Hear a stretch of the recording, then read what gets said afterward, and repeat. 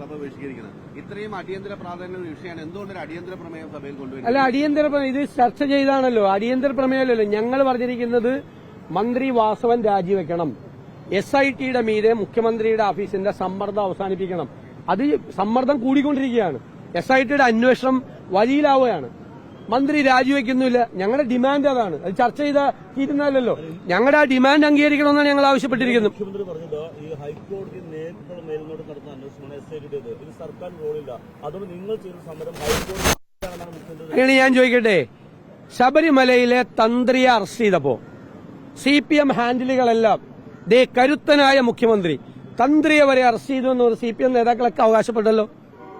അപ്പോ SITയുടെ നിയന്ത്രണം പൂർണ്ണമായി എല്ലാവർക്കും അറിയാം. പക്ഷേ ആ SITയിലുള്ള ഉദ്യോഗസ്ഥന്മാര് ഈ ആഭ്യന്തര വകുപ്പിന്റെ കീഴിലുള്ള ഉദ്യോഗസ്ഥന്മാരാണ്. അവരുടെ മീതെ ഭയങ്കരമായ സമ്മർദ്ദമാണ്. അവിടുത്തെ രഹസ്യങ്ങൾ പുറത്തു പോകുന്നുണ്ട്, അവിടെ നടപടികൾ പുറത്തു പോകുന്നുണ്ട് SITയിൽ നിന്ന്. SITയിൽ സത്യസന്ധരായ ഉദ്യോഗസ്ഥരുണ്ട്, ഞങ്ങൾക്കറിയാം. പക്ഷെ അവർക്ക് സ്വതന്ത്രമായി പ്രവർത്തിക്കാൻ കഴിയാത്ത സാഹചര്യം SITയിലുണ്ട്.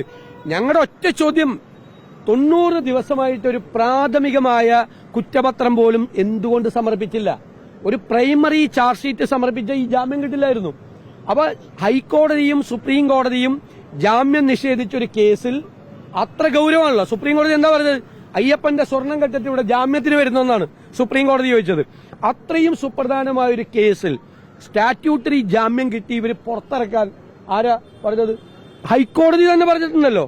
ഹൈക്കോടതിയുടെ വേറെ ബെഞ്ച് തന്നെ പറഞ്ഞിട്ടുണ്ടല്ലോ, ഇവരുടെ അന്വേഷണത്തിൽ ലാക്സിറ്റി ഉണ്ട്, മന്ദതയുണ്ട്, ഉഴപ്പുണ്ട്.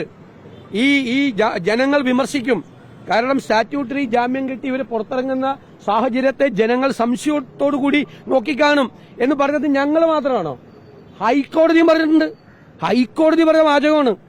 ഇവർ ജാമ്യം കിട്ടി, സ്റ്റാറ്റ്യൂട്ടറി ജാമ്യം കിട്ടി പുറത്തിറങ്ങുന്നത് ജനങ്ങൾ സംശയത്തോടുകൂടി നോക്കും. ആരുടെ? SITയുടെ മീതെ. അപ്പൊ SITക്ക് പാളിച്ചകൾ പറ്റിയിട്ടുണ്ട്, ഒരു സംശയമില്ല. മുഖ്യമന്ത്രി ഞങ്ങൾ നേരത്തെ പറഞ്ഞല്ലോ, ഞാൻ തെരഞ്ഞെടുപ്പ് കാലത്ത് പറഞ്ഞത് കടകംപള്ളി സുരേന്ദ്രനെ ചോദ്യം ചെയ്തത് മാറ്റിവെപ്പിച്ചു.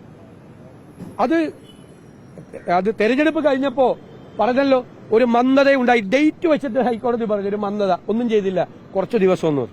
അത് തെരഞ്ഞെടുപ്പ് കാലത്ത് CPM പ്രതിക്കൂട്ടിലാവും കടകംപള്ളി സുരേന്ദ്രനെ ചോദ്യം ചെയ്താൽ.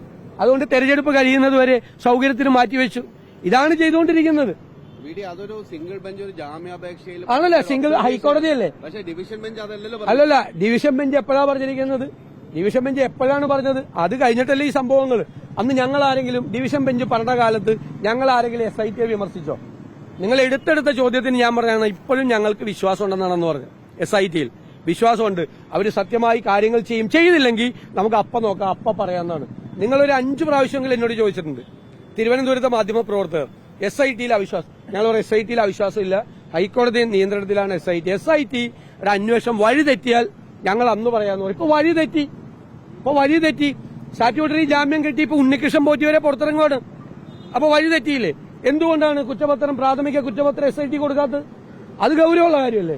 അത് ഹൈക്കോടതി പറഞ്ഞാലും പറഞ്ഞില്ലെങ്കിലും നാട്ടുകാർ മുഴുവൻ മറ്റേ സിംഗിൾ ബെഞ്ച് പറഞ്ഞതുപോലെ സംശയത്തോടു കൂടിയാണ് SITയെ നോക്കുന്നത്. ഒരു കോടതിയാ പറഞ്ഞത്, സംശയത്തോടുകൂടി. എന്തുകൊണ്ട് പ്രാഥമിക കുറ്റപത്രം പോലും സമർപ്പിക്കാതെ ഇവർ പുറത്തിറങ്ങാനുള്ള അവസരം ഉണ്ടാക്കി?